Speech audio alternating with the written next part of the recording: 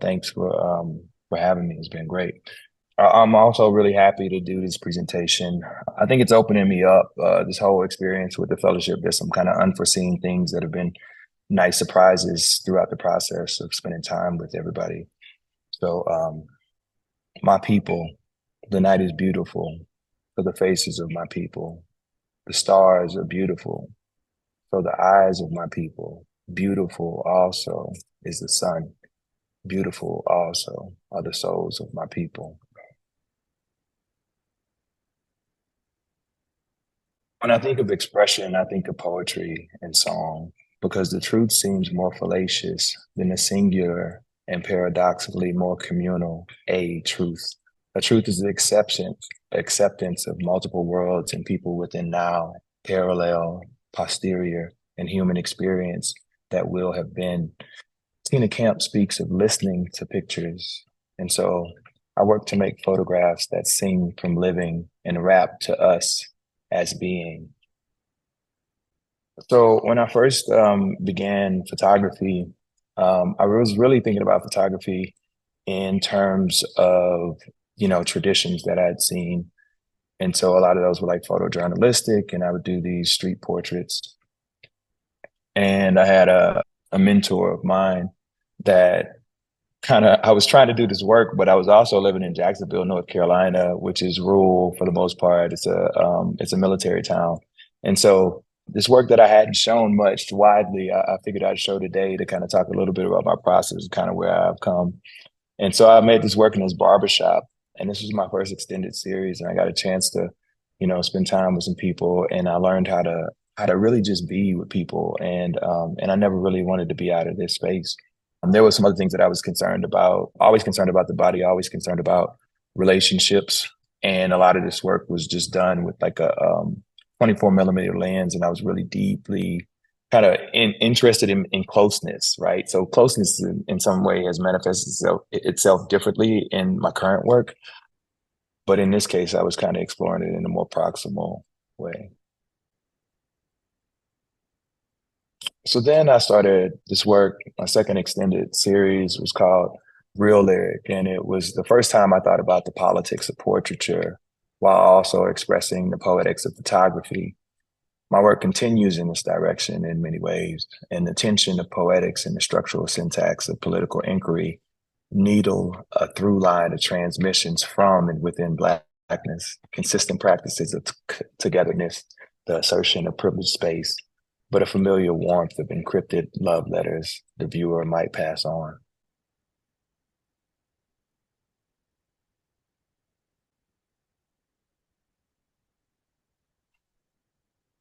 And so there's sometimes like this spiritual reluctance and it's the kind of compartmentalization. And I'm thinking about both of us because both of us kind of work, both Xavier and I work in commercial spaces at time. But although sometimes that can be a jolting shock, I still find that like this work is creates a fresh challenge and it keeps my technique sharp. And I also continue to be able to spend time with people that I otherwise wouldn't have come across. So all we be is one of the more kind of I have these concurrent works that are going on, and so this is one of them, and it critiques the essential description of portraiture, and is a process of exercising the right to opacity through gathering and ambiguity. There's a negotiation of giving and encoding amid the lazy gaze of the viewer. It's a challenge in some ways to the viewer by creating this opaque surface of ambiguity, but that ambiguity is possibility, just the same kind of paradoxical way that opacity is also a place of gathering.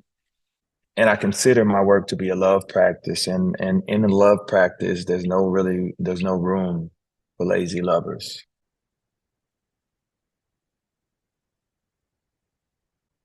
And so all we be has become in these kind of communal spaces, it's kind of built up into a series that I'm calling All We Will Have Been, which uses the subjunctive tense to think about the future, right? And hopefulness, while at the same time using some of the same visual elements. And it focuses upon the performance of togetherness.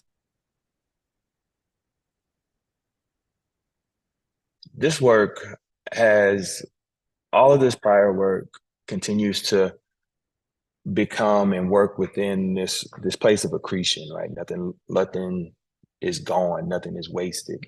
And I'm increasingly thinking about the photographic apparatus, but this place that might subsume the photographic apparatus is also expanding, is also challenging the history of photography, the motivations of the history of photography. And so these most recent practices, it stems from ideas developed in those things, and they interrogate the politics of portraiture and challenge that same essential description, but at the same time, physically expanding and thinking about the language of photography and re-employing it. For instance, this work is thinking about the idea of focus and thinking about closeness again in this different way, closeness in a way that is inaccessible to the viewer, at least again, that the way that we think about description in photographic language and in visuality is in this way like kept, right? It's kept for myself and for the people that are inhabiting privileged space. It's not that the viewer can't access that, but the viewer more so can only access it through their own imagination. And also this work is also going beyond existing in its own kind of cellular space. This work speaks to each other. While they're not interchangeable exactly, they are not the way that I'm working now is is not where one series is by itself, but even the series themselves are functioning in this place of togetherness and they're crossing over space and time. But at the same time, my main subjects are always kind of interrogated and thought about in terms of the body, within the politics of the body. And so these are just views of the show in at Silver Eye. And just to be more like, and immediately I'm currently in Penland in Bakersfield, North Carolina, teaching a class. So yeah, I just wanted to give you all an overview of the things that were going on with me, and also give some more origin than I kind of usually put forth. So thank you very much. Thanks so much, Anthony, for explaining about how you begin to rethink about the language of photography and re-employing that language in new ways to explore togetherness and ambiguity. And I look forward to talking more about such themes in the Q&A part. But thank you very much. So now I'm very happy to introduce Xavier Scott Marshall, who's a first-generation Trinidadian American artist. His large format black and white images of decontextualized Christian icons, saints, and martyrs reflect the colonial history of religious image making to question and draw parallels between visual history and the Black condition. And his hand-processed film images bear the blemishes of the medium with scratches and marks, which speak to the honesty and fragility of his process and the subjects in his photographs. And in 2024, he received a Keystone Award honorable mention for his work. So thank you, Xavier. Thank you. Hi, everyone. My name is Xavier. I will just give a little bit of background to start, just about me, sort of how I ended up here and with my work and just my life and sort of how it all connects together. So I was born in New York in 96 and just turned 28 yesterday. And I lived in New York until about 8, which is about the time I started picking up the camera and becoming interested in photography. Also around that time, my family was going to church a lot, and, Christianity had always been a huge part of our communication and just like how we lived our lives. So, those two things sort of took precedent in my life from around that age until I was about 13. From then until now, from New York, I lived in California for a little bit, and where I really started picking up with the photography. And then shortly after, I moved to Pittsburgh for high school when I was about 13, 14. And so I went to Manchester Craftsmen's Guild in high school, and that's where I was introduced to Silver Eye as an organization, a fellowship or just the many different things, an education platform, like the many different things that Silver Eye does. So yeah, from then until now, my work has changed a lot, obviously, but as it stands. My work is sort of an investigation of the history of colonial image making, more specifically colonial Christian image making, using different icons and martyrs to represent the topics and issues and many various different things that we deal with in the Black community. So if we could just go to the first slide.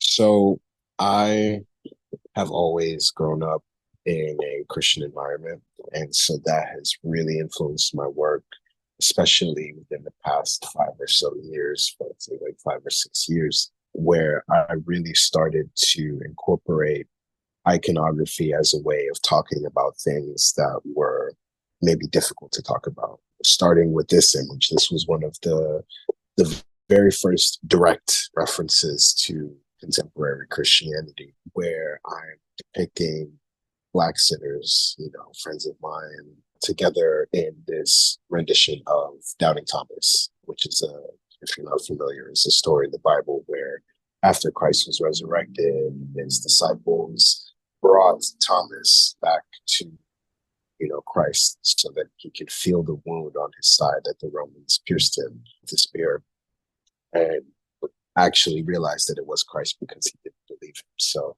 I've sort of turned this into my own message of like dealing with gun violence and dealing with all of these things. I don't know if we can zoom in, but the hole in his shirt is supposed to be representative of the hole that was, left in Christ's side. And I love to incorporate small little details and things and like all these little gestures on the actual images that are from, just interference and intervention with the actual negatives themselves.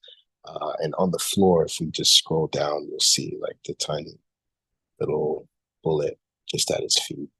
To me, I just like all of these subliminal messages sort of hold many meanings, like, being by the feet and like the bullet and the wound and like these guys who are all brothers. And, this sort of narrative is helpful in speaking of many things without actually always directly addressing it, and sort of challenging the depiction of these characters, these individuals throughout history and in the Bible as well, So if we could just go to the next slide.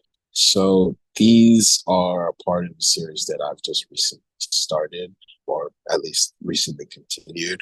And I did a portrait of a Madonna and Child. And after that moment I had, which is also in the show, in the Silver Eye show, but after that moment, I sort of had this realization that I always run into these characters, these people in my life that take up so much space, just spiritually, mentally. And these women that are single mothers that, their child is everything to them. There are so many parallels that are hard to ignore with the biblical stories that we're all familiar with, or some of us are familiar with, and the actual everyday lives of these people. So a common story that I would constantly run into in life was this Madonna and Child, and like what this meant and who these people are and what they meant to me. Has been a friend of mine for a long time, as well as the other Madonna and Child images that I've made. But to me, it's also interesting because I believe all of the portraits that I've done of Madonna and Child, the child, which is supposed to represent Christ, has always been a girl. And I think that it's important and it's interesting to me to simultaneously, while investigating these topics and these religious stories, to also subvert them and to create something modern and to create something that is relatable and something that is palatable that we can all look at and be like, oh, wow, like I know this person, maybe not literally, but I've seen this before and this is familiar to me. It's comfortable to me.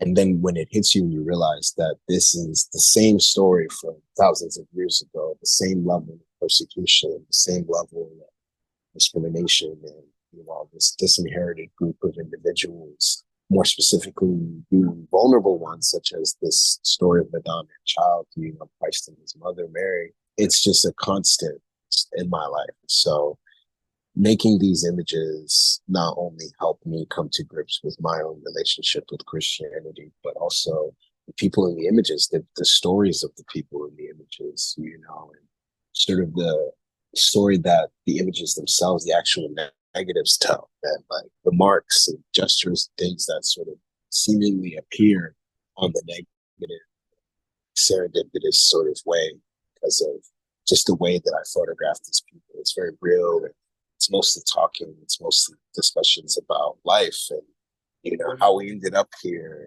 and what we can do to persevere and to move forward and to all these things. So it's always been a very real topic, and lately I've sort of been leaning into that a bit more. And it started with that image of my friend Gabby that is at Silver Eye right now.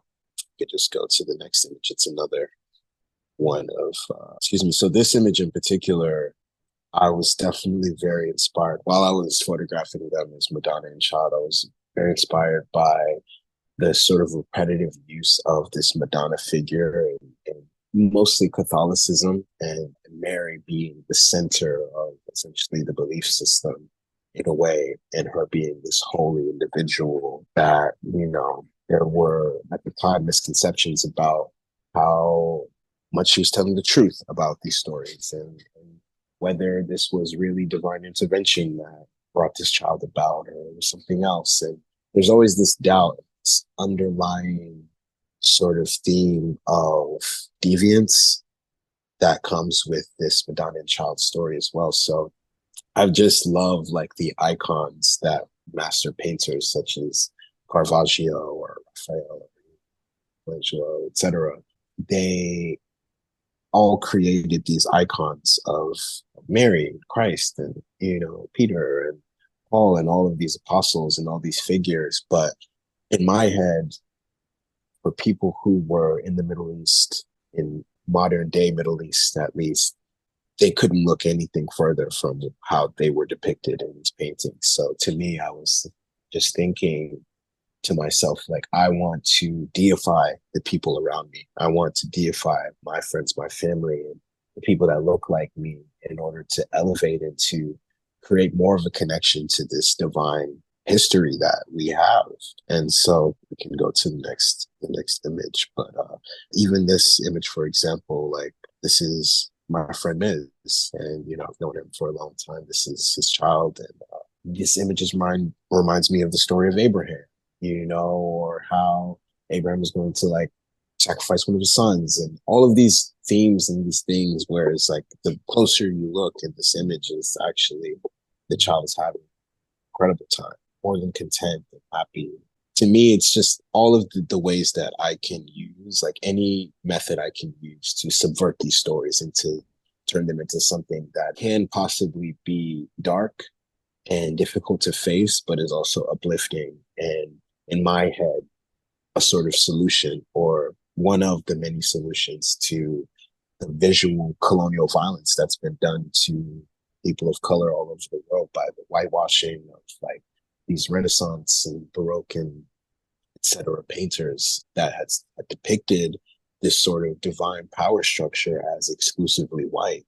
And that alone had a subconscious impact on the entire world. I mean, imperialism wasn't just murder, it was visual as well, it was representation.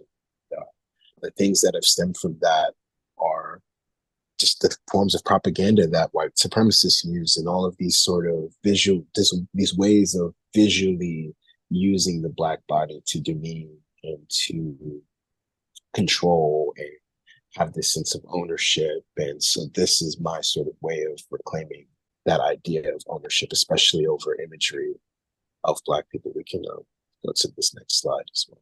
This is a depiction of Eve. This is one of the more easily understandable images. I felt it was just necessary. Like, I think it was something that it's so complex, but I wanted to make it as simple as possible. It's like the idea of the story of like the origin of man and how debated it is, and how, I just wanted to make it as simple as possible and as relatable as possible. And sort of just like an ode to Eve in a way. And so I could go in about that more, but maybe there will be some questions about it. I don't want to dwell too much. So we can go to the next slide if you don't mind, please. Yeah, Mary Magdalene.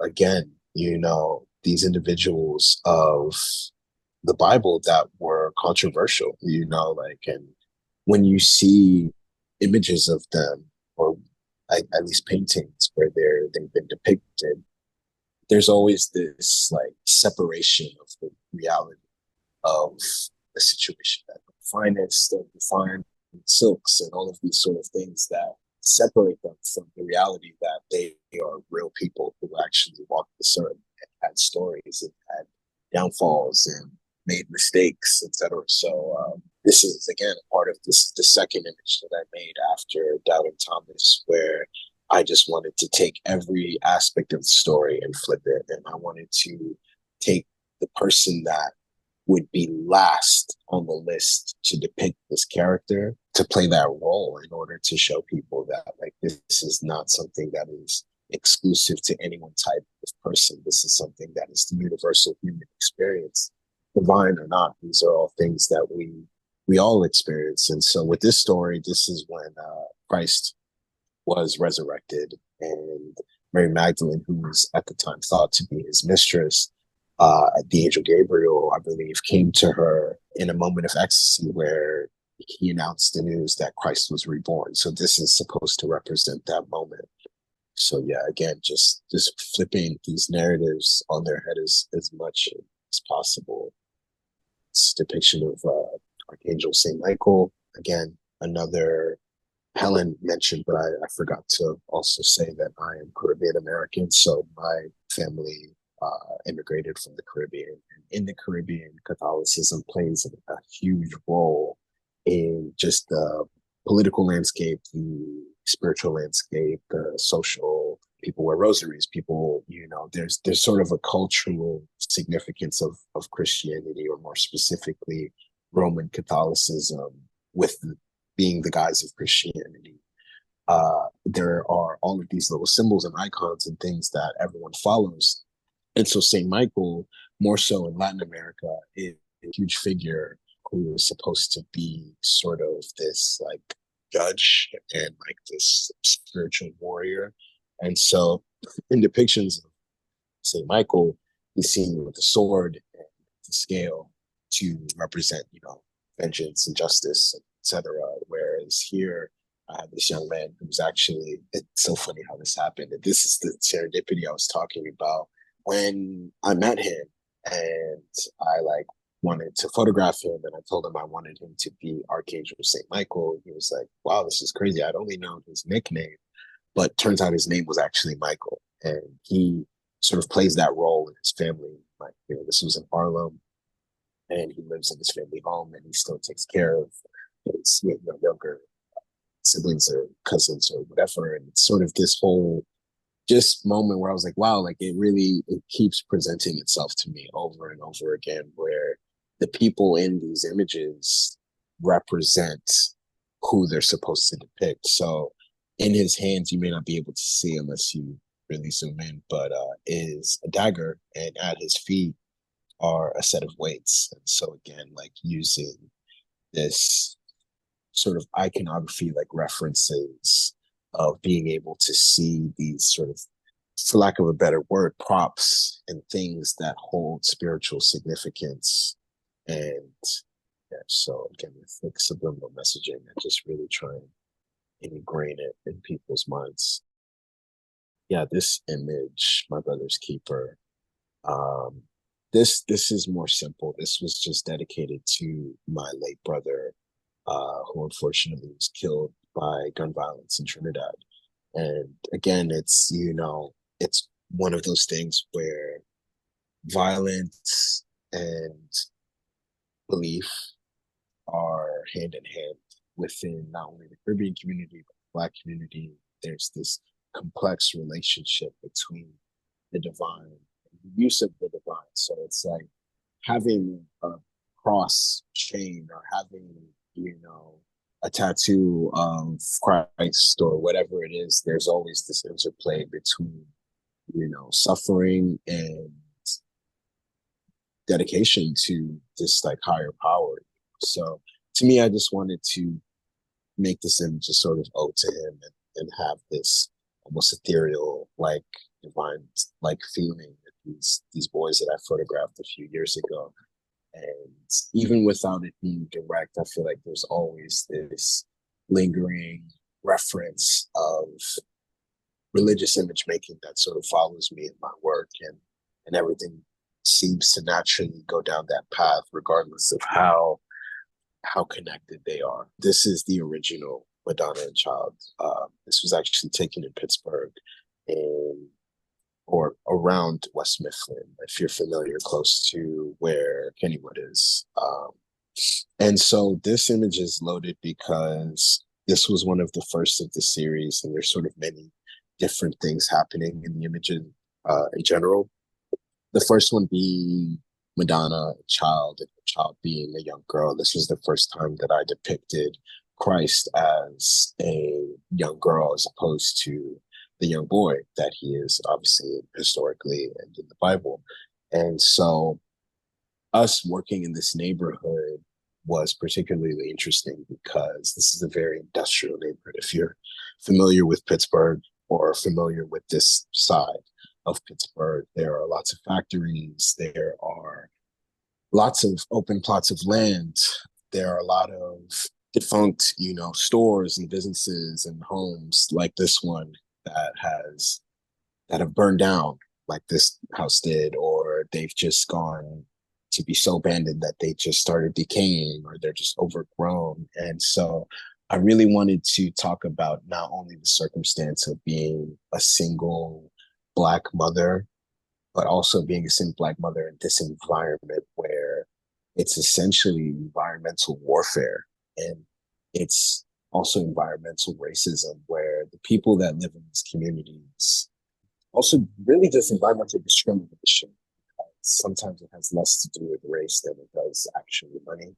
And so I really just wanted to have this very stark reminder of like reality. It's like, like this young woman lives amongst these homes and these things and sees it every day and is almost desensitized to it because of just the proximity. It's like you've essentially been forced by whether it be local government or the actual whatever, to live within these zones that the air is polluted, the water is polluted, literally every single aspect of living there is toxic and harmful to your health and your well-being.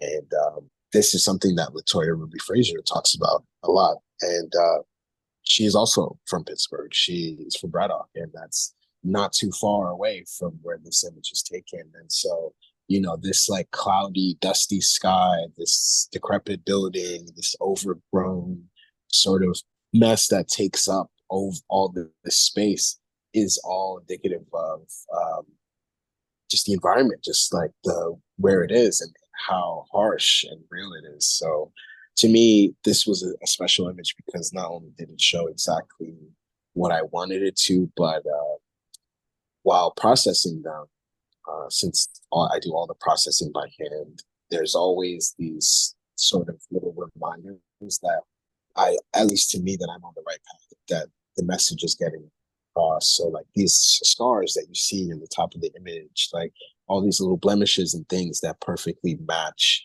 the scene and what it is you're looking at. And I just love like being able, this girl we've been friends since I was like 15, 16. So having this moment and having the work now be shown at Silver Eye 3 years later, also having her come back with her child who is now 3 years older, and this full circle moment of like a restorative justice in a way. And so, this is an incredibly important image to me and to her and to many other people, honestly, that were involved and helped to sort of, get this image out there. So yeah, that is a little background about me. Sorry if it was a little long-winded. I've definitely been in a emotional frame of mind, after like my birthday, revisiting these images and having this show at Silver Eye being such a full circle moment. Even the fact that when I graduated high school, one of the only scholarships that I got to go to college was from Silver Eye. This is now 10 years ago. So it's a very full circle, beautiful moment that it all came together. Thank you so much, Xavier, for Thank you. sharing about your work and how you reimagine religious iconographies in such important ways.